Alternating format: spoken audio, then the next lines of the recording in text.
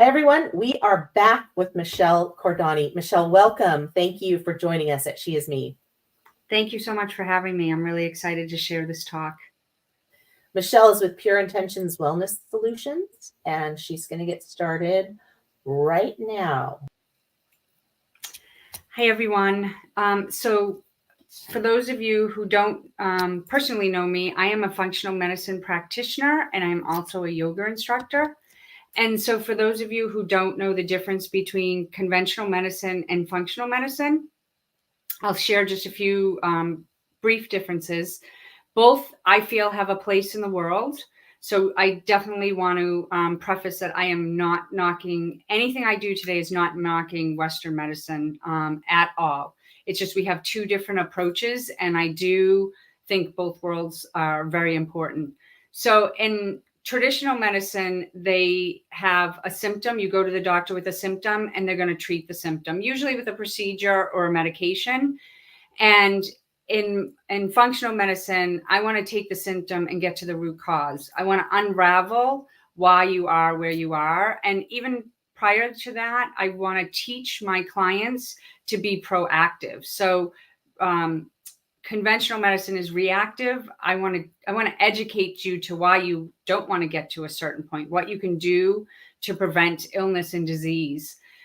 Everybody that comes to me, we're all bio-individual. There's no two alike.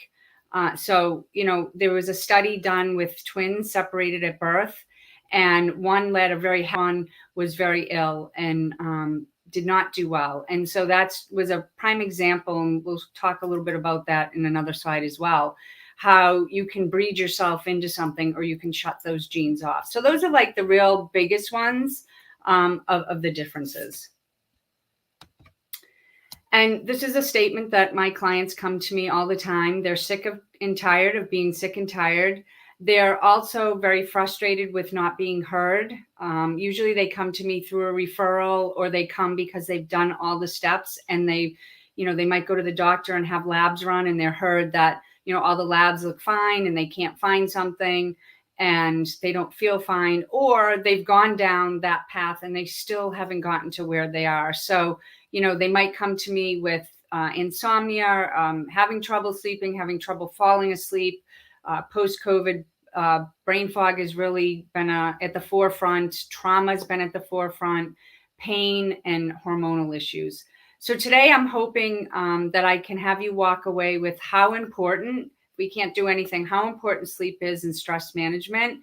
We're going to sprinkle in some nutrition to help show you why we want to use those things to prevent illness and disease and aging. And I also want you to walk away with that optimal health does not have to be complicated. When you do the pillars, the 3 pillars, which is maximize, minimize, and prioritize. And another thing that my clients come to me with is I can't afford, like it's very expensive. They have this to eat healthy is expensive, or to come to a functional medicine practitioner is expensive. And I'm here to tell you that it's not. I can fit any budget, and it doesn't have to be, because what I will show you is that if you don't take the time now to either reverse where you are or make it a priority, it's going to be more expensive on the other end of it. I'm going to share 7 sleep strategies with you, 10 stress management strategies, and some lifestyle, and hopefully we'll get to some targeted products, but if not, you can reach out to me in the end. I want you to know that each one of these subjects could be a whole presentation in itself. And this talk was originally designed to be an hour long. So I do tend to talk fast, and I apologize, but anyone can reach out to me at any time and get clarification on anything. So 6 in 10 adults in the U.S. have a chronic disease. 4 in 10 adults in the U.S. have 2 or more. And chronic disease this is kind of where that slide is, right? Where I said that you can't afford to not take your health seriously. It's a $3.8 trillion cost in healthcare a year. And so I don't know about you, but I would rather be the couple on the left than the couple on the right. And more people are living a little bit longer when they don't have themselves gone too far, but they're not necessarily living healthier. So here's the key to it all. Maximize. As I said before, we're all unique beings. We're all bio-individual. So we each need something a little different. We all need the same raw materials. We just might need them differently. So everybody needs raw materials to function. And if you've already gone past, some stages, then we might need a little bit difference in the healing, which will get you, like my end all be all cure might be your demise. So that's where some things, you start with a base and then you need to shift from there. So we all obviously need oxygen, some more than others, water, vitamins, minerals, antioxidants, fruits and vegetables, protein, and healthy fats. So that's like our foundation. However, within that, depending upon what your blueprint is and depending upon where you are in the process of illness or disease, you may not be absorbing those. You may need some more in your world, and definitely education there. Belief. You need to have a belief in the therapy that you're choosing, and that can be conventional medicine just as much as it could be functional medicine. You have to know that what you're choosing is effective and safe. So if you come through my doors, I'm going to educate you and make you feel comfortable that what we're doing is actually going to get the results. I love this when it comes to limiting beliefs, which we'll talk about in a second, to watch your thoughts. They become your words. Watch your words. They become your actions. Watch your actions. They become your habits. Watch your habits. They become your character. Watch your character. It becomes your destiny. What you tell yourself, what your beliefs are, whether they're limited or you work through that. I do a huge session with my clients on limiting beliefs and fear and negative expectations. Because your body listens to that. The universe listens to that. And we need to minimize that. We need to correct that. We need to minimize and take out what's harmful for your unique body. Again, depending upon what you have, it might be different for somebody else. When I speak in toxins and minimizing toxins, I'm speaking from a physical, emotional, and environment. When you're looking at infections, some people have infections that they've had from kids that kind of live in your background, and certain things can bring those to the forefront. So we need to minimize that. And we also need to minimize the fact if our immune system is healthy enough, we can ward those off. Allergens are both from environmental and from like a food sensitivity standpoint. Stress and trauma can also be from a physical, emotional, or environmental. And then the last one is prioritizing. This is probably the key to it all, right? For your unique person, sleep is at the forefront. I'm going to share with you today why that's so important. One of my pet peeves with the next one with rest is when I hear people say, or my clients come to me and they say, "Oh, I'll rest when I'm dead." That's probably the biggest mistake, because you're going to be there way before you should be and before you know it if you don't take the time now to prioritize sleep. I love to tell people that vitamin L is a big part of their world and how healing it can be to your body to have lots of laughter and happiness. Obviously, stress can wreak havoc on the body, and we'll get into that today. Exercise, stretching. We're going to do a little breathing exercise. Meaningful relationships. Again, bring yourself back up to the toxins, right? It can be very toxic. You need a nice, healthy, meaningful relationship in order to thrive and survive. Mindfulness. I find that my clients in this world that we live in, right, we're in that fast pace. It's always let's go. Let's the next biggest thing and easiest, right, but not necessarily the best for us. They hit the ground running and they don't listen. So we're going to talk about that today. And it's the positive associations and positive thoughts. You need to surround yourself with people that lift you up. You need to, instead of bring you down, you need to be able to, I find my clients come in and they're very negative. The world we live in, right? How can we not be? Is very negative. So I have things that I work with my clients on that. I brought this slide in because this is kind of another one of how it kind of ties it all together.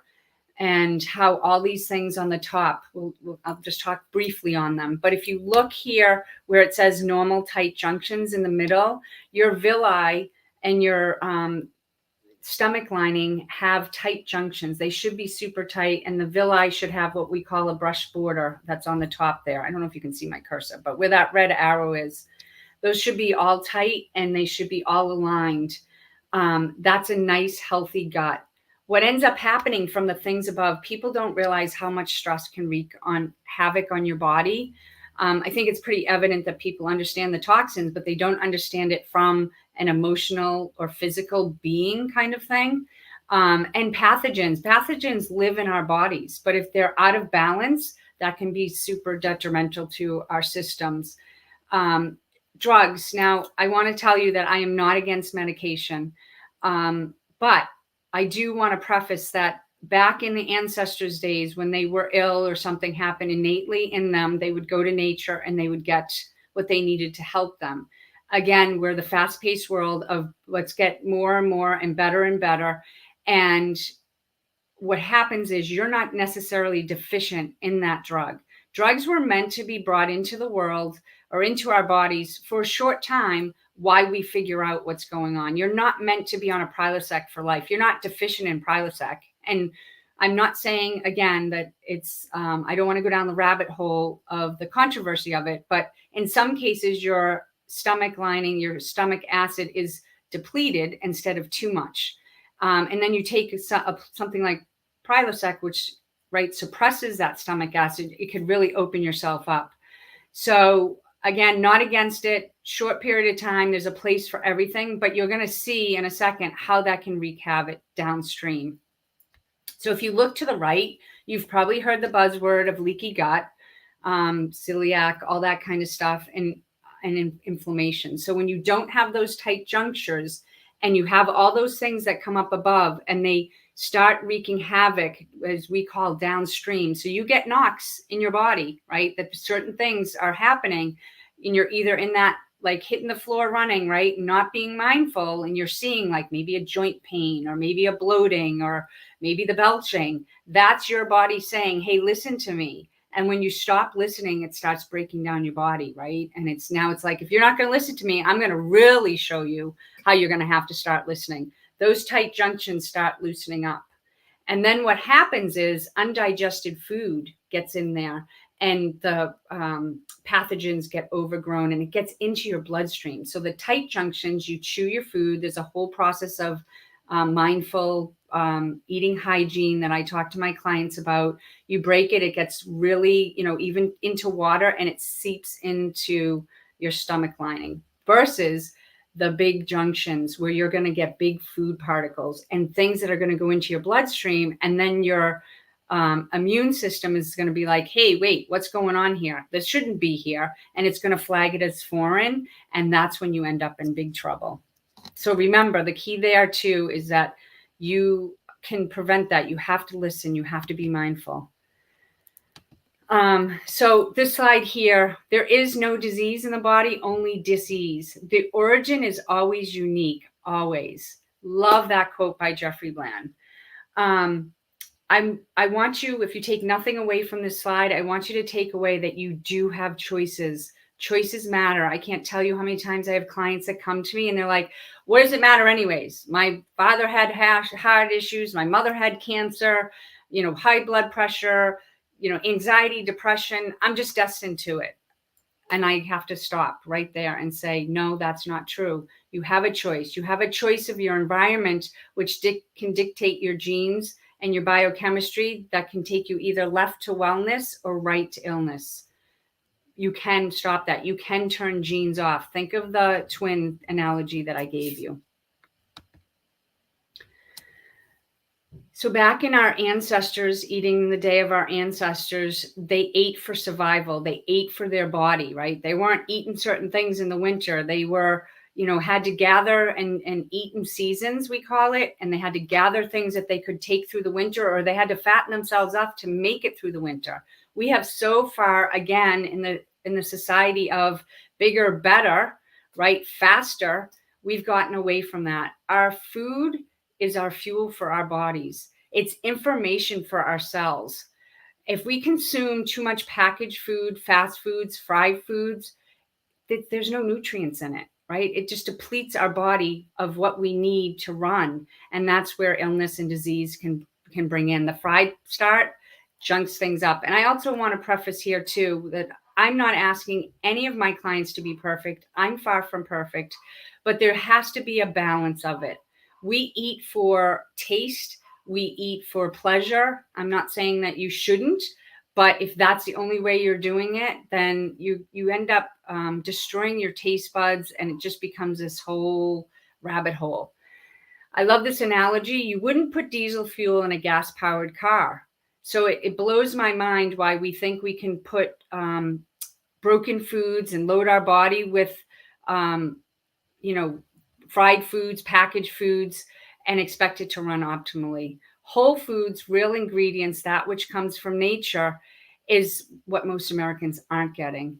And another analogy I like to use is it's like draining the batteries of a car and expecting it to run. Or the other thing I say is it's like, running out of gas and you can't understand why your car can't move, right? So these foods over time, if you jump in and out, you might be okay. But over time, they're going to cause inflammation. They're going to cause oxidative stress. They're going to have an emotional, physical piece. The biggest one here that I want you to really think about is my clients never made the connection between anxiety and depression and how this piece fits into that, or hormonal imbalance either. There's foods have a place, each one. By the end of the week, we should be eating the rainbows if we're not eating it during the week. Colorful foods, everything that we put into our body has a certain place in our body. You hear the saying, we are what we eat, but that's not actually true. We are not only what we eat, but we're what we digest, right? What we break down, digest, and assimilate and get into the parts of the body that needs it. If we don't do those processes, then we're going to be ill. I use this slide.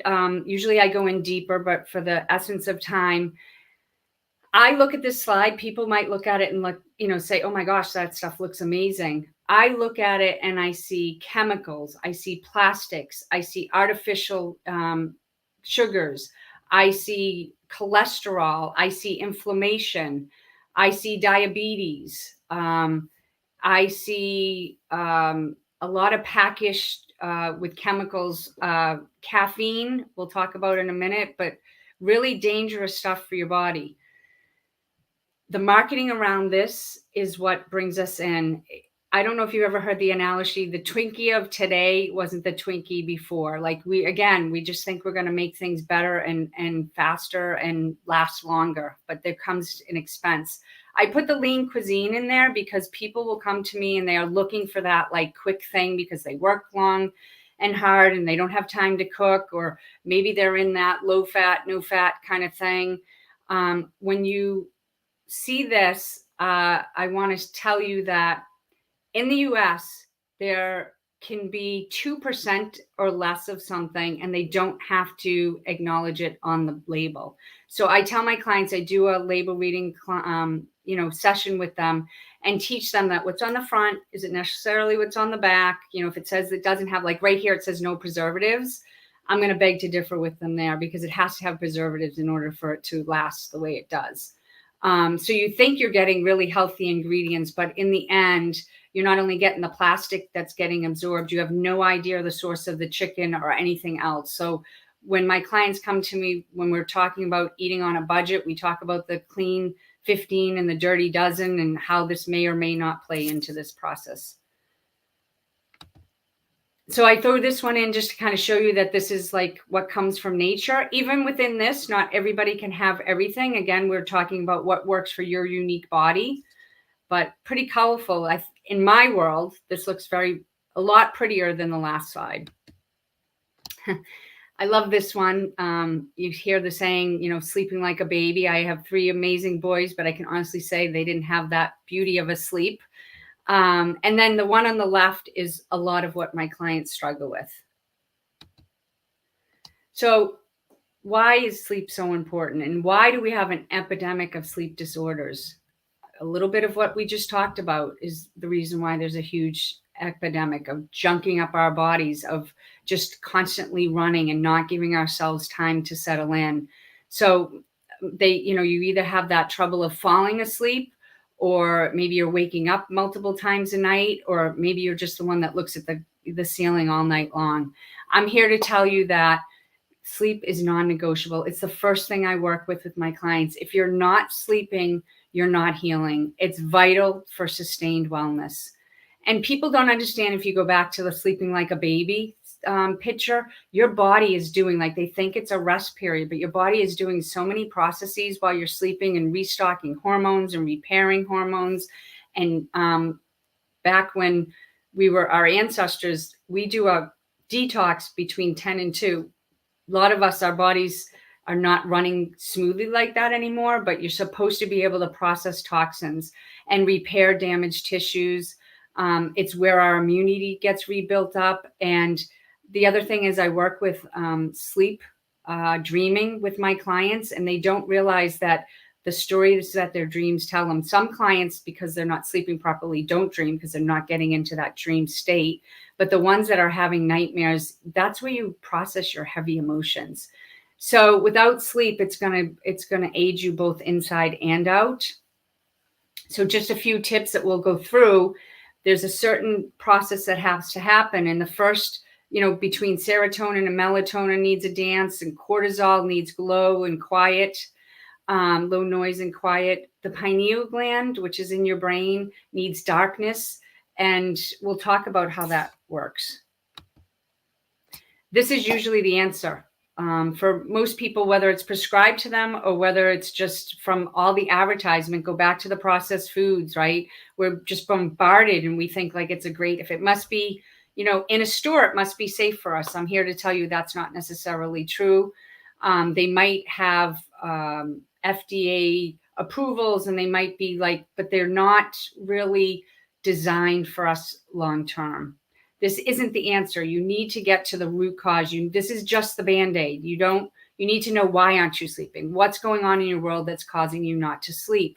You're not deficient in Benadryl, and people take Benadryl to sleep. You're not deficient in Robitussin. People take that to sleep. They use it as a sleep aid. I threw the melatonin one in because people will come to me and say that the melatonin isn't working for them. There's a reason sometimes, because you don't have the precursors to it. However, I used it as an example of, there's so many fillers. I had a client come to me recently, and I turned the back, and there was dyes in there and just so many fillers. There was very little melatonin. So super important to read what you're putting into your body. Any kind of sleep aids that you get prescription wise, most of the time you're going to wake up the next day and feel groggy and drunk and brain fogs. It's not the answer. It can be the Band-Aid, but it's not the answer. So what is the answer? Sleep hygiene. Really, really important to your body needs consistency. So I tell my clients and myself to kind of stay within that 20 minutes minus or plus of going to bed and waking every day. And that includes weekends, that includes vacations, that includes holidays. There's an exception to every rule, but if you want to, really have sustained health, this is something you need to follow. Amping up your brain should sound pretty like a no-brainer, no pun intended. However, it's not necessarily the truth. For some people, they'd connect the dots when they talk to me, or they talk out loud. Don't pick that fight with your spouse before you go to bed if you want to sleep. If your news, the news of the world bothers you, probably not a good idea to do before you go to bed, or that scary movie. And again, this is an exception. If that doesn't bother you, then that's fine. We're going to talk about how to have a quieter evening activities before you go. Most of you, I'm sure, have heard about the 1 or 2 hours before bedtime of not getting off full spectrum. If you go back to the pineal gland that needs darkness, when you're looking at that, bright light, and it can be a TV or your computer or your phone, it's signaling to your brain that it's still daytime. So you're not going to end up being able to fall asleep. Mind the temperature is important. We don't want super hot. We don't want super cold. I personally like to sleep when it's more on the cooler side. I would rather pull things on than pull things off, right? Quiet the digestion. I usually tell my clients to count, like start from when they're going to go to bed and go backwards, 3 or 4 hours. Really, your body, depending upon some people, it takes less time, but on the average, it's 4 hours to digest your food. I'd like to use the mark if possible. And again, it doesn't fit everybody's schedule, to eat no later than 6, so that you have enough time to digest your food. Some people can be a little bit less, and there's a activity, if you want to call it that I can do for my clients to show the transit time, how long it does take your body to break foods down. But these are just general rules for people. So how do we prepare our bedtime routine? Relaxation is key. Epsom salt baths are great for many things. Not only the relaxation, people are deficient in magnesium, so they're super helpful. It's kind of, again, built into a routine. If you're a mom and you have young kids, it's a nice way for you to kind of get away and kind of have time for yourself, as long as they're not knocking on the door or sitting next to you. I want to take a second and do, a couple minutes, and do a deep breathing exercise with you. I want you to take whichever way is comfortable. I like to do right hand on my heart, left hand on my lower belly. And I want you to just take a regular breath, nothing, out of the ordinary. Just take 3 regular breaths. And now I want you to close your eyes. Make sure I don't know how you're sitting. If you're driving, obviously don't close your eyes. But if you're in a place that you can put your feet on the ground and you can sit comfortably, I want you to close your eyes. I'm going to run through the exercise first, and then we're going to do it together. So it might feel different. Oh, the other thing I didn't think about, I want you to go back to that regular breath and just think about where that breath came from. And we're going to talk about that in a second. So now to the next exercise, I want you to take a deep breath in through your nose, not yet. And I want you to, as you do that, you're going to push your hand out into your left belly. If you use your left hand into your belly into your hand. And then on the exhale, you're going to exhale through your mouth, and you're going to bring belly button to spine. So the inhale through the nose is belly button to your hand. Exhale is belly button to spine. So we're going to do this together. Take a nice deep inhale. Exhale through the nose, belly button to spine. Inhale through the nose, exhale through the mouth. Sorry if I just messed that up. Inhale again. Exhale. Inhale. Exhale. And now I want you to slowly, when you're ready, open your eyes. And I want you to take yourself back to that first breath. Where did you feel that first breath? If you felt it in your lower belly, great. If you felt it in your chest, that is your fight or flight. The first breath you take as a baby comes from your lower belly. The stresses of the world brings it up into our fight or flight. You can't get a good breath. That's where the anxiety can actually sit and be worse, when you're breathing in your fight or flight. You should, after I had done that breath with you, you should feel a little bit more relaxed. Hopefully you felt a little bit lightheaded. Some will, some won't. Sometimes you have to do it more, especially if you're a little bit more tense than others. I can actually take someone from a very high anxiety state and drop them to where you were and where I was right now. I could actually, not that I suggest this, I could actually help someone to pretty much pass out. Getting that breath, that's how powerful your breath is. It's more powerful than anything on this planet in the form of a drug to get you into that state. I'm not saying that you can do it right away. It's a technique, but the best thing about this is you can take it anywhere. It's a tool that you can bring anywhere. If you're an anxious person, you can do that anywhere. There's different stages that I teach my clients where they, count so many up, hold their breath, let go, hold their breath. But this is just an easy one. The only thing I want to caution you is don't close your eyes if you're driving. But you can bring, if you're one of those road rage people, or you have someone that's going to cut you off at the, while you're driving, you can do that deep breath instead of blowing you home and screaming and yelling and carrying on and causing stress in your body. The meditation, I have clients that come to me and they say, I can't calm my mind. There's just no way I can do meditation. I've tried and I can't do it. It's so frustrating. I hear how good it is. First of all, take that deep breath. Second of all, no one's asking you to shut your mind off. 99% of the people can't. What we're asking you is to kind of connect with a guided meditation. I always start with my clients. I want to empower. Part of what I want to do with you is give you your voice back.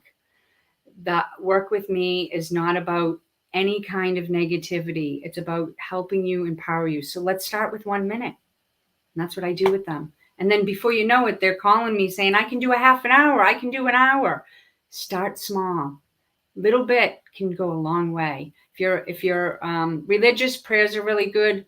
Gratitude journaling, anyone that has a rotten day, even when we were in the pandemic, I teach yoga, and with my yoga group, I would always say, what's the silver lining in our day?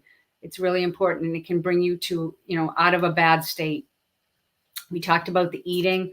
The reason why I say reduce alcohol or avoid it, some people can't metabolize it. It can be like caffeine in their body. It can keep them awake if you can't shut your brain off. So that's super important if you're that person. Oh wait, sorry, my bad. Let's see, we did that one. Okay. So this one on the left, I love this about, I'm going to skip down to reduce stress.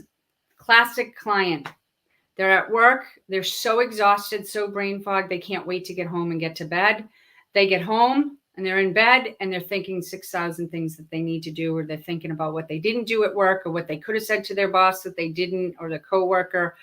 If you're that person, the best thing you can do is if it's a matter of a busy mind of what you're going to do tomorrow, do your to-do list before you go to bed. Put it by your bed. And then if you're that person that's like, oh, I forgot to do the dry cleaning, or I have to do this appointment tomorrow, or I can't forget to tell my coworker that. Now all you have to do is roll over, write it down. Doesn't have to be perfect penmanship. And then you can go back to sleep instead of leaving it in your mind. Anything that you can get off your mind and into paper will just be so much less stress. We talked about the conversations. Ungluing yourself. So you can actually convince yourself to not sleep. If you haven't done the work, your subconscious rules your world. And if I say it's like the devil and the angel, right? And you want to make sure that you click that devil off of your shoulder, out of the driver's seat, and put yourself in. And there's a whole exercise. This isn't something that happens overnight, but you got to think that subconscious is saying to you, you think you're going to sleep tonight? You haven't slept for the last 10 days, or you haven't slept for the last 10 months. What makes tonight any bit different? So there's an exercise, the breathing, the meditation, the positive affirmations that I work with my clients to unravel that I can't sleep tonight. Your sleep area. You can't sleep in chaos. If your bedroom needs to be your safe haven, if you walk into total chaos, that is going to be disrupting, whether you know it, or whether, again, that subconscious is going to tell you that, or whether you know it really. If you are the person, I like to tell people, no TVs, no computers, no gadgets, no phones. If you need the phone, if it's your only source, it goes on a bureau or somewhere away from you that you're not tempted to grab it in the middle of the night. And the biggest one that's great, unplug your Wi-Fi. If you unplug your Wi-Fi, you can't get to any of your gadgets, right? But if you believe that your body is energy and frequency, the Wi-Fi can play havoc. If that Wi-Fi is in your bedroom or near your sleep pattern, it can interrupt it. Cool, dark place. Think of the pineal gland again. You can have eye masks, or you can have blackout shades. Any little bit of light, not that it's for everybody, but any bit of light could potentially wake some people up. Noises. If you live on a busy street or you have a spouse that snores, earplugs will be your best friend. And I know my clients struggle when I tell them if the earplugs don't work. Just for curiosity's sake, go into another room if you have that ability and sleep without your partner. See how your patterns change. Doesn't have to be for life. Just see if that's going to change for you. And even animals on the bed can keep people awake at night. Remove yourself from that situation. If you're a clock watcher, then you need to turn the clock around, especially too, sometimes it's light. So the definition of stress is a physiological, biological, or psychological response or stressor of an environmental condition. Stress in the body is like a threat or a challenge, again, physical or psychological, you can sometimes create stress, create a scenario that doesn't necessarily, isn't really happening, but your body doesn't know the difference. 2 hormones come out in that. Adrenaline, think of yourself of jumping out of a plane and you get that adrenaline rush. That's always to the scene first. Cortisol, which we're going to talk about in a second, that's the one that it comes later. It's like 10 minutes in. So adrenaline can come and go. Cortisol is another whole animal. Stress became in the forefront of the pandemic. I've had a lot of people coming through my doors, even during I was still working because I could do it virtually, that I had to walk them off the ledge. They put the fear and the unknown into people that just sent chills through people. And to this day, some people can't watch the news because of that trauma. So think about back the slides where I talked about trauma. Social segregation was probably the worst thing. We are social beings. We need to touch, we need to hug. Having that taken away from us was probably one of the worst stresses. So that put us into a nationwide issue right now. So much trauma, so much stress coming through my doors, which has opened up their bodies for illness. My stress may not be your stress. I just had this conversation with a client today. She said, I'm wired differently. And I said, no, you can be wired differently, but your stress is totally different, and how you react to it is different than someone else's, but it's not something that can't be reversed. It's a process, and it's something that you can work on.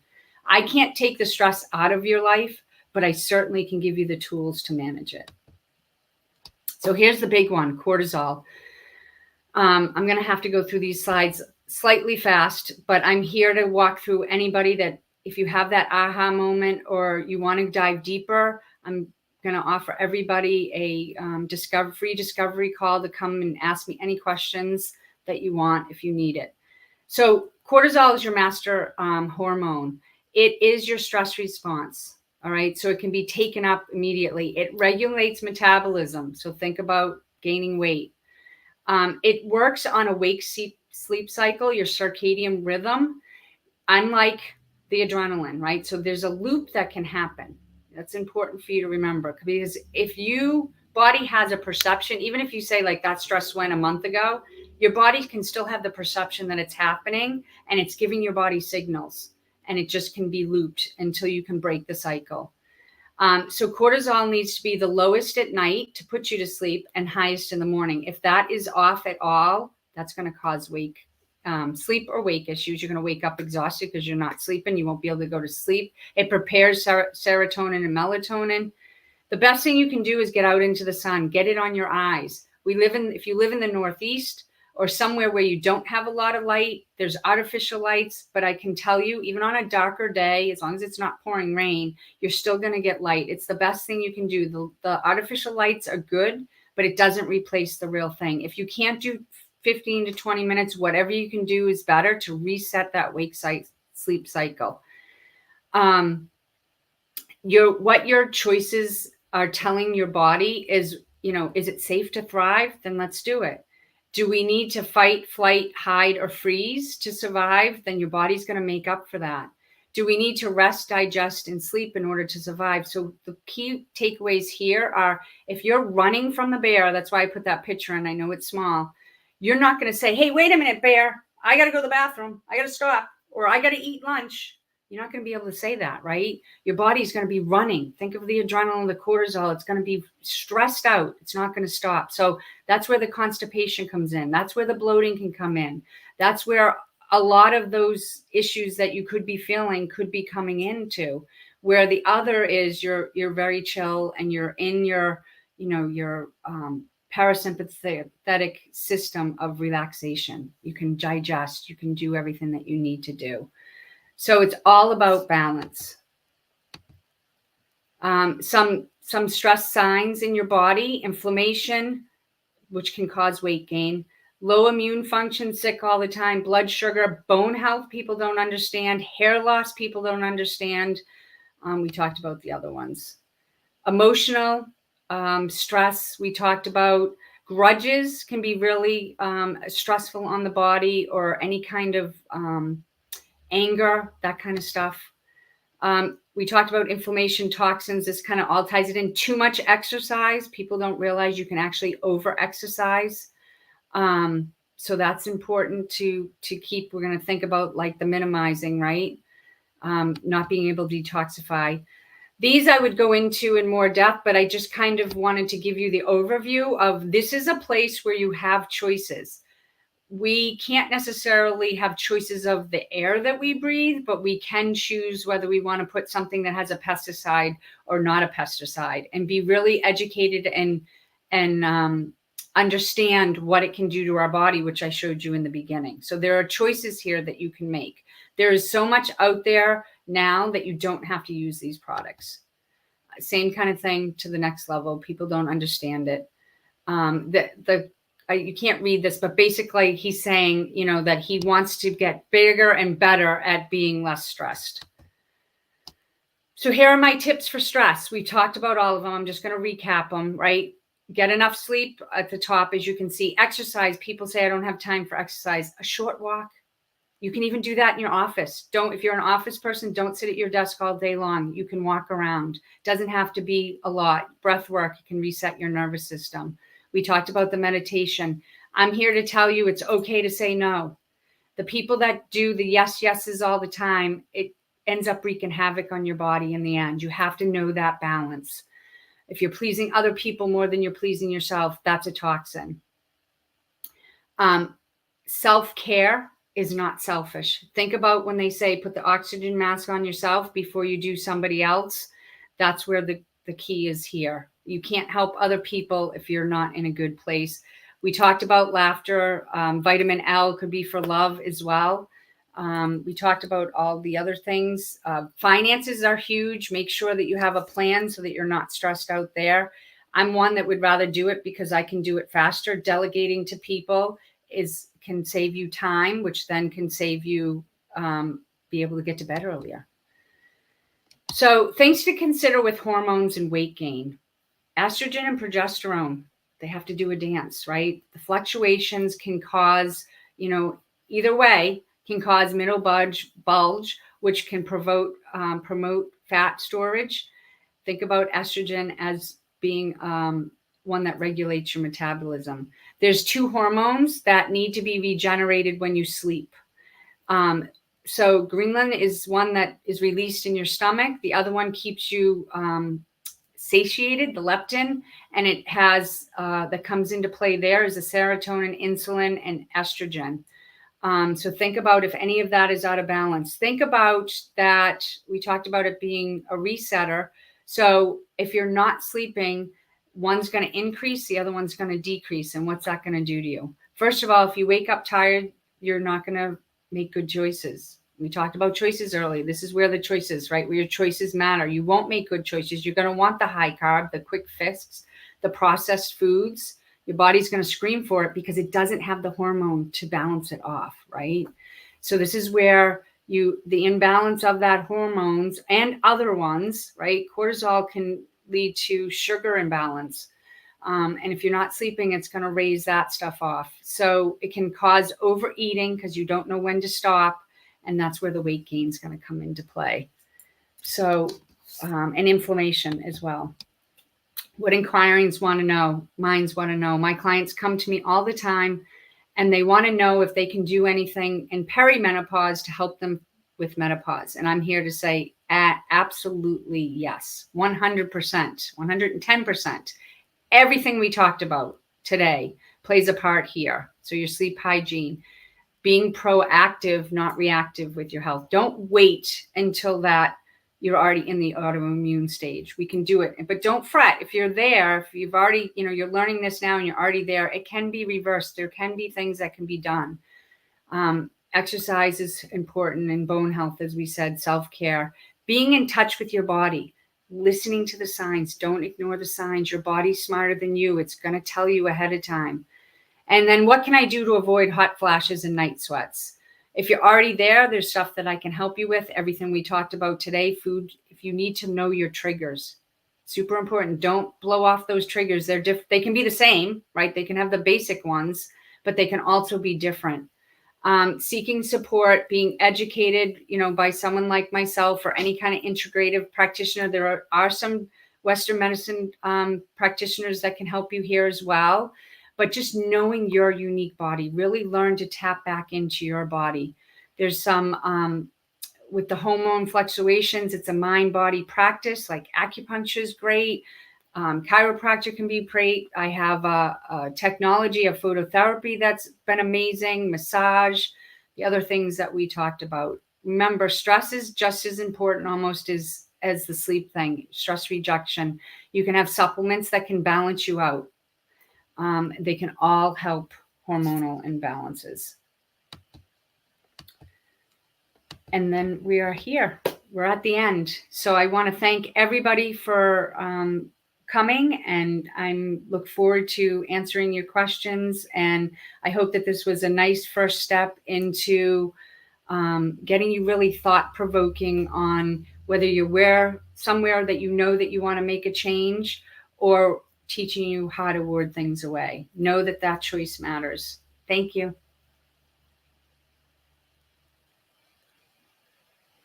And I'm back. Thank you. So it's funny because I've been through all of those things, all of the things, Michelle, all of them. And I don't know if you saw this morning, I talked about just hitting a wall last year and finding a functional health practitioner and being able to work with her and really improving my health so much. It was incredible. And then had an incredibly stressful situation with a person, and it kind of just shot me, that stress, when that stress level hit, it shot me right back to square one. Luckily, I had been practicing the tools and all the things that I've learned. So my stress level went down, but the effects of the stress have lasted, right? So I wasn't, whereas before, like, I don't know, say 2 years ago, if that stressful situation would have happened to me without all of these tools that I've learned, I would have been in a downward spiral, and I would have been sick worse for months, just talking about it and just keep going over and over again. But now that I've my health is so much better. Yes, it affected me, and I had a pain flare, and I had some other things happen from the stress, but I didn't reach for food. I didn't lose any sleep. I didn't, those kinds of things, because I have those practices. So I felt very proud of myself when you were reading off the checklist about time for, like, I go to bed at 10 o'clock. I get up at 7. I don't go to sleep right at 10, but I go to bed. Yep. My husband and I have our little talk, we wind down. Yeah. No phones, no nothing. And then when we're ready, we say goodnight. We go to sleep. We wake up at 7, sometimes earlier if we have to go to the bathroom because, we're older to get up. But yeah. And I learned that, I was always, in the last couple of years, with a declining health, with chronic illnesses, kicking myself because I couldn't be as active as I used to be, and I couldn't exercise, and I couldn't run, and I couldn't do this, and I couldn't do that. And then I learned that's not really the best thing for me. The best thing for me is some somatic exercises and some weight training and some yoga, some gentle things that have really transformed my body and helped me. So all of the things that you're saying, it's so important that people get it and they listen, because one of the things I talked about with our first speaker was how we were taught, we were taught the food pyramid when we were kids, and we're marketed to so much that we think lean cuisine is healthy. Yeah. Right? It's all the way to women. Yeah. Yeah. And so I cook every day at home. all the meals, and I prep things. So, I buy like dried beans and I cook them in the pressure cooker for an hour or so. And then I've got a gigantic amount of black beans for the week or something. You know what I mean? Yeah. And that's what I not, forgot to mention. Yeah, with the Instapots and all those things today, like that's one of my biggest complaints for my clients is they don't have time. It's the expense and then they don't have time. But there's so many tools that are good for us that we can use. And I will preface here what you said with the whole bio-individuality, right? Like what works for you and what doesn't. And this sometimes people can't prep things because they have a dynamic when they come to me that they can't eat a food after 48 hours. But once we correct that, it's different. But so it's really important to be in with a practitioner that you can find out what your unique body needs. Because in the case of a busy person, right, that would be super helpful to be able to prep. But some people can only prep like the first part of their week, and then they have to, we give them tools for the last part. But that's where the bio, individuality comes into play. Absolutely, absolutely. And I think that was one thing that I did wrong was when I was diagnosed with fibromyalgia years ago. They were like, cut out all carbs because carbs is what causes inflammation. And I was like, okay.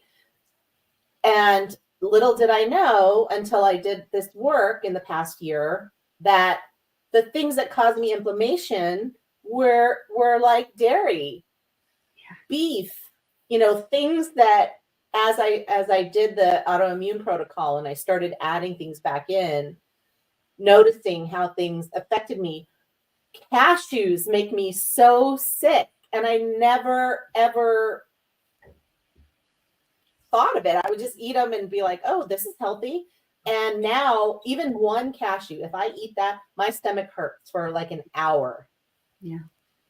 So it's amazing that you find out what, we've kind of been gliding through our lives, making sure we eat those 3 meals a day, but not really paying attention to how our bodies feel. We're taught to eat a certain way, and sometimes it's putting the round peg in the square hole because we're all individual beings, and we sometimes have to do what works for us. So we have to veer, and that's really hard because traditional medicine puts us in a box. I didn't get into it. We don't have time today, but I started in my journey. I spent many years in school with, the functional end of it because my third son was born with severe food allergies. There's a story why that happened, but he was put in a square box and he was a round peg, and it was integrative medicine that changed his life and changed my life. So it's just really hard you have to think outside the box and you have to, educate. Well, and that's sort of been my quest when I found out that I had fibromyalgia, because I had chronic pain for years and I just kept thinking, what's wrong with me? And every time I went to the doctor, because I would have a headache for a couple of weeks, or I would, couldn't stand up, or, something, because my body just hurt so much. Every doctor just wanted to give me a painkiller, right? Here, try gabapentin. No, I can't have gabapentin because I can't be on it long term, and I can't, and it's wrecking my stomach. Like, no, I can't have that. Or I have this one, have that one. Oh, it's an antidepressant. Well, I don't need an antidepressant. Well, we found that some people with fibromyalgia, it helps. I'm like, well, that's great, but I don't want to be on an antidepressant that I have to wean myself off of. And then what? Then my pain comes back again. My inflammation comes back again. Like, what is wrong? What's happening? So a lot of things, and a lot of it is just stuff I've been carrying around for such a long time, Yeah. Well, that's right. Remember I talked about the emotional and physical piece, that can manifest into disease. It's really like you have to unravel a lot. And that's where I can, as a functional medicine practitioner can do that. I have the time and the ability. I don't have to be dictated of how much time I can have and what I can do as a protocol. I can take that time to look into, is this past trauma? Is it a mental? Is it a physical? Is it all of it? And that's what's gotten us to the point of disease and illness. Yeah. And that's why I said at the beginning, and then you said it again, was dis-ease, right? It's not health.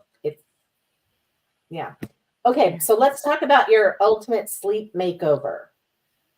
Yeah. So I wanted to create a kind of beginning point for people, out there that want to have a starting point. So the sleep makeover is just a nice place for people. It's free. They can go on and they can go through the checklist and some education. A little bit takes what I gave you today, and it's only talking about sleep for the most part, but it will bring you to give you like a checklist that you can go by. And then after that, I tell people if they want to reach out to me, I'm here and I can go deeper with anybody. Okay. Perfect. Thank you, Michelle. Thanks so much. Gift. And thank you for having me. I really had a good time. Absolutely. So we're going to be back in a half an hour at 2:30 with Paige Park. And she's going to talk about welcoming the crone. And that's something that we get to a certain age and we're just like, I'm not old. I'm not that old lady. And then you look in the mirror. Yes, I am. So how do we welcome that crone and how do we accept her and embrace her and become her? So that's going to be at 2:30. Thanks, Michelle. We will talk soon. Thank you. Take care.